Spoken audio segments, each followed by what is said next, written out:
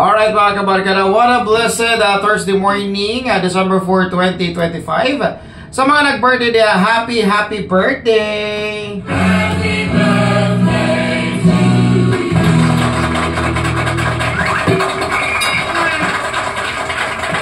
Alright, this Thursday morning mga kabarkada, natin pag-aisgutan, no? Kaning very common kayo nga masugatan na to along the way. Very kuan kayo mga kabarkada, very common. Very obvious kayo. Now, let me give you an advice this morning mga kabarkada. Stop helping ungrateful people. Stop helping ungrateful people. Kaysa imong pagtabang sa mga tao nga dili mapasalamaton nga imo silang gitabangan, you're just wasting your time 100%. Literally speaking mga kabarkada, kung mutabang ka sa mga ungrateful, ultimo imuhang mga kuyamoy o imong mga tudlo, kanon pa nag-apil. Pero, dili kaya po nila ma-appreciate o unsay kaya nimong buhaton nga to nila. Hinong may pag-ayo mga kabarkada, kini mga ungrateful ka mga tao sa imong kinabuhi. It's not easy as that. Dili na yung makita on the first place manggod. Kay as long as na sila makuha sa imuha, permanente gina silang magmaayo-maayo og treatment sa imuha. Upon the moment nga makuha na nila ang tanan nilang gusto from you, dili na sila kailan mo. These people are so ungrateful. Stop helping people ngayon aning klase kabatasan ha. Mutabang kang imo isigataw, there is no problem with that. In fact, ikalipay na sa tong labaw nga makagagahon. Pero kung critically speaking mga kabarkada, kung imong sabtol pag-ayo, kung magsige kang tabang sa mga ungrateful kaayo nga mga tao, again, you are just wasting your time. You're just wasting the blessings nga ato ihatag sa mga deserving nga mga tao. Instead, dito din mo nahatag sa mga ungrateful kay nga mga tao. Napay another example sa mga ungrateful nga mga tao. Kaliwat kasagaran ni masugatan nimo nga mga ungrateful kaayo. Kana ganing usahay ikaw na ang nagsakripisyo sa tanan. Kana ganing usahay ikaw na ang naghimo sa tanan. The only thing nga ilang pagabuhaton is just to protect you and to take good care of you. Take good care sa imong mga hinaguan. Mao gyud ilang kayang buhaton. Pero subo pa malanungon kay makahatag pagyud ka og kasakit. Makadungog pagyud mga sakit nga pulong kikan pagyud sa imong mga kaliwatan. Oh, tinuod na. Mao na yung realidad. There's a story mga kabarkada sa tulo ka managsuon. Ang kuya naglechon og baboy. More or less 25 kilos ang lechon nga baboy. So, gi-instruction na niya ang iyang manghod. Dong, kanang singgiti dito dong sa gawas kay mga onata. Ha? Musinggit ko noy nga mga onata? Oh, sige to nga mga onata pero lahi pag singgit ingna nga nasunugan ang atoang balay kay nag-aso-aso man tungod sa lechon nga giluto. Bila istorya, di man makita ang lechon sa gawas, kaya dito man sa likod nagluto, isagit ang manghod din taon. Tabang mga silingan nasunugan mi. Tabang mga silingan nasunugan mi. Tabang mga silingan nasunugan mi. Unsa na tabo? Nag-expect ang manghod nga katong ilahang mga higala, katong ilang mga nakaila, kato ilang mga kainuman, kato ilang mga barkada, kato ilang gitawag ilang mga amigo, kaduwa sa basket sa iyang amahan, wala nang gawas. Bisag nisinggit na ang manghod nga nasunugan mi. Kinsa ito dito? Mga strangers nga mga silingan. Nga kanan, wa ka kaila kaysa na silingan pero dito nagdahin tanog mga balde og tubig. Kay lagi sunog man. Di ay ito, pag-abot sa mga silingan nga wa kaila ang manghod, ningon ang manghod nga, bitaw, prank naman to, naabita may giluto nga lechon dire, kamo may naa dire, so kamo ang priority nga makakaon ni ini. So, sa lesson nakuha na to ang mga kabarkada. Dili na assurance di ay, nga kung imuhang kaliwat, imong kadugo, imong parente, ang muilan nimo o mutabang nimo panahon nga ikaw talabangunon. Dili di ay. Pero, panahon nga sila ang nanginahanglan, di ka pwedeng mo balibad. Kaya naman, kaliwat ka, mga itabang nimo, balibara nimo, ngilad na kag batasan. Pero tabangan nimo, sagad-sagaron pud ka. Amusaran pud ka pag-ayo. So, unsay mindset sa mga tao karon takna sa kabuntagon? Let me remind you, mga kabarkada. Ang kinabuhi, simple ra jud kaayo.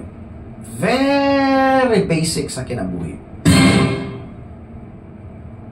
Unaha, pagtabang ang imong kaugalingon, alisir mo tabangan ang ubang tao.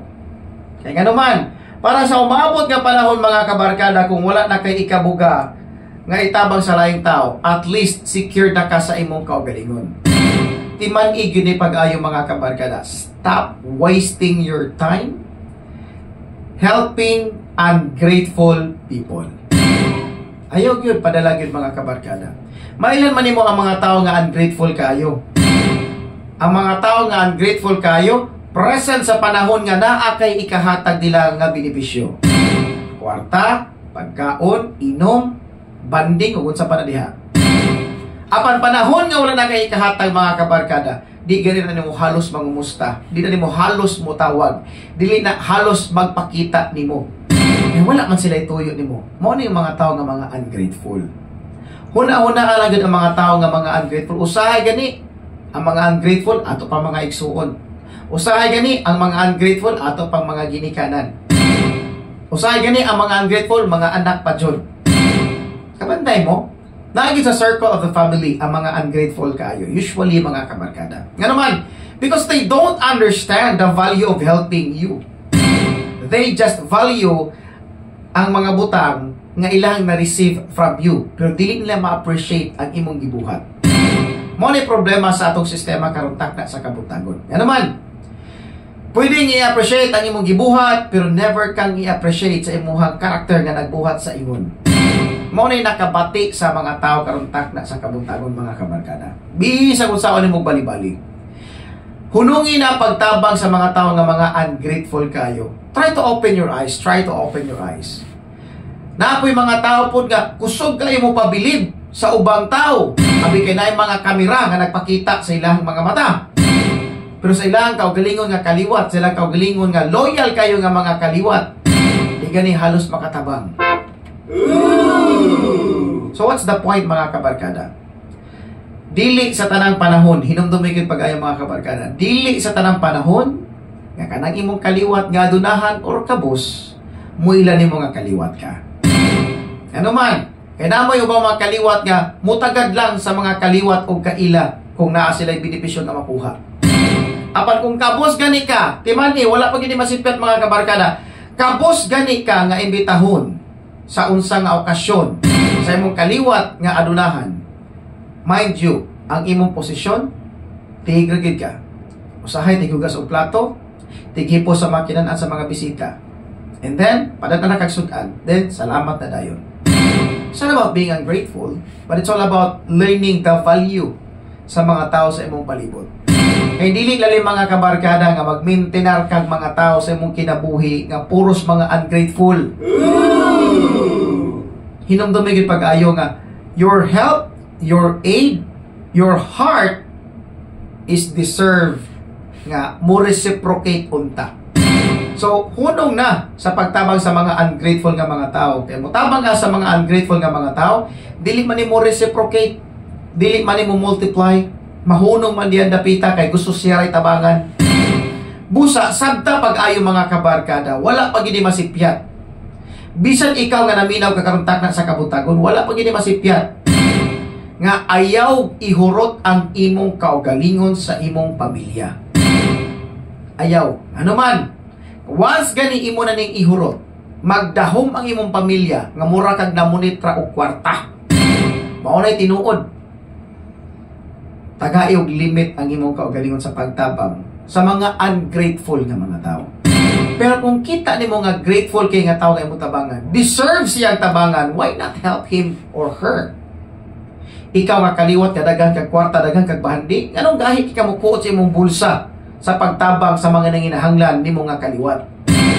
Anong gahi ki mo kuot imong bulsa pero sa ubang tao nga di mo kaila, di mo kaliwat, yano na kay kamo bunot sa mga kantidad nga dili gani expected. Sa kaliwat, ginagbay ra nga pangayo nga tabang, di ka kahatag. Pero sa mga dili nimo kaliwat, imo rang kaila. Bisag pila pa nga amount mahatag nimo. Ngano man? Because naa kay maskara nga gi-maintain. Busa, this morning, sabta pag-ayo. Kung ang tao nga ungrateful mo tabangan, you're wasting your time. Kung napoy tao nga, gusto mo tabang unta sa iyang isig ka tao, pero kinahanglan, daghan makakita nga nitabang siya, daghan makaibaw nga nitabang siya. It's because ang pagtabang niya, dili genuine, kung dili tamang pakitang tao lang. Shout out di ay sa mga ungrateful nga mga tao. Shout out po na sa mga tao nga pakitang tao lang. Hinamdumi pag-ayong mga kabarkada. Nga kaning mga tao nga nagpakitang tao lang, dili ni sila angay saligan. Kaya sila gani silang kaugalingon, ila gining gipike ang ilahang kaugalingon, how much more diha nimo. So this morning, let me remind you, stop helping ungrateful people. You're just wasting your time. Instead, focus itong mga tao nga naghatag og bili nimo. Manaa kay ayo ug wa kay ayo. Focus itong mga tawhana. Manaa kay kahatag ug kay kahatag. Tan-awa itong mga tawhana. Di ba, sultihan ikaw. Ma-bless ka pag ayo tungod kay below the belt nga walang-wala ka. Naaga po ng tao sa imong presensya. Dapat ingon ana ang tao nga genuine. Manaa kay ikahatag or wala, present ka sa iyang kinabuhi. Tungod kay ang inyong tumuog tinguha is your relationship to each other. Dili question ang kwarta sa katao. Dili question ang mga material sa katao. Ang question is ang kasing-kasing sa usa ka tawo. Hinumdumi gid pagayo. Because biblically speaking, the heart is the most deceitful organ of a human being. Di kaya padagyog paloy-luoy gyud mga kabarkada. Kay kanang panahon na, ang word nga luoy siya, gi-abuse na sa kadaghanan. Maabitaw nagkadaghan na ang mga taong manglilimos. Kaya ang Pilipino, grabe kay kamang giluluyon. Hinumdumi na pag-ayo mga kabarkada. I'm hoping na nakasabot ka sa akong point this morning. Share this video and subscribe mo sa Facebook page ni Sean Jericho. God bless mga kabarkada. Happy Thursday morning. And to God be all the glory na Jud mga kabarkada. Dahil ay gun ang Diyos kanunay. May buntag.